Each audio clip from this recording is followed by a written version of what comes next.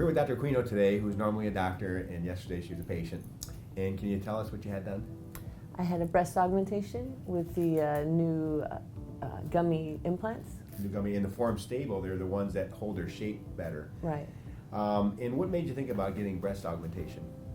Well, after breastfeeding, they were kind of deflated, and I've just always had smaller breasts, so it was kind of a dream. And I wanted them to look natural, but full, and I'm really happy with them. And what were your biggest fears prior to surgery? Looking unnatural, and I guess just not knowing what to expect. Okay. Yeah.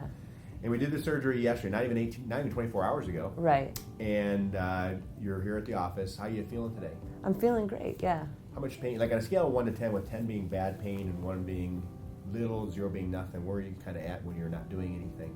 I don't feel any pain, and I'm just taking Tylenol, so I don't even Okay. need the medications. It's like a 0. How about when you get up and move around? When I get up and move around, it's maybe like a 4. Okay. So something that A you might take a 2. Tylenol for. Tylenol, yeah. And most women find that after about 18, 24 hours, it doesn't really, they don't feel anything. So now the implants that we traditionally use are these round ones. And the problem was when you put them inside, they would kind of wrinkle on the top. So we'd place them underneath the muscle to flatten out that wrinkling. And that was a limitation because when we do the surgery underneath the muscle, there's a lot more discomfort, some bleeding, and the muscle is injured, for the surgery, it's necessarily injured.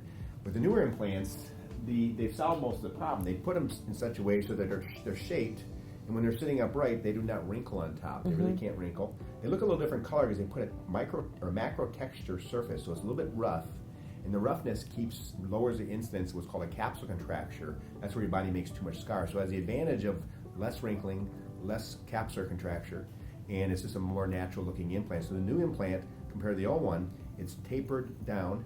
It goes on top of the muscle instead of underneath it, so there's way less pain and discomfort, and it looks more natural because it doesn't have that big bulge on top and the wrinkling.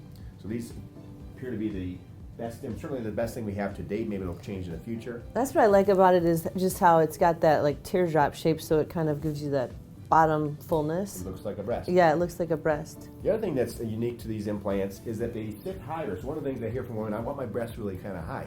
Right. With the older implants, the center portion, why don't you hold that there for a second, was, I'll turn it upside down, was right here this was the center, so it had to be centered underneath the nipple. With the new implant, because it's shaped, the nipple sits lower on the implant, which makes the implant sit higher in the chest. So it's a higher implant without having that big round part on top. So they are a better product, and they're the latest ones out. The full line just got released this year. So great. We'll look forward to how you're doing in the weeks to come. All right, thank you.